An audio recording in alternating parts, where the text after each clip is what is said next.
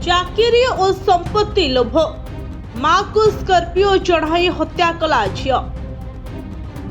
23 वर्षर झियो निज मां को हत्या करने पाई रचला भयंकर चक्रांत। केवल चक्रांत नुहे, सुपारी किलर को 7 लाख टंका दे एक स्कॉर्पियो रे मां को धक्का दे दुर्घटनार रूप देवाकू चेष्टा कला एभली पापी झियो। राजस्थान जयपुर रु सामना को आछि एभली हृदय विदारक घटना। गत जुलाई 3 तारिख रे कोर्ट क्लर्क भावे कार्यरत 45 वर्षीय नीरज शर्मा पुओं को कोचिंग रे छाड़ी घर को फेरुथबा बेले द्रुत गति रे आसीथिबा एक स्कॉर्पियो तांकू धक्का देइथिला। घटनास्थल रे ही तांकर मृत्यु घटिथिला।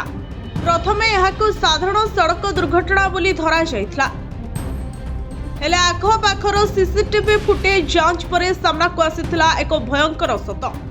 पुलिस तदंतरु जणा पड़िला दुर्घटना नुहे बरं एहा थिला योजनाबद्ध हत्या। अभियोग अनुसार स्वामी को मृत्यु परे नीरज शर्मा अनुकंपामूलक भावे सरकारी चाकरी पाइथिले।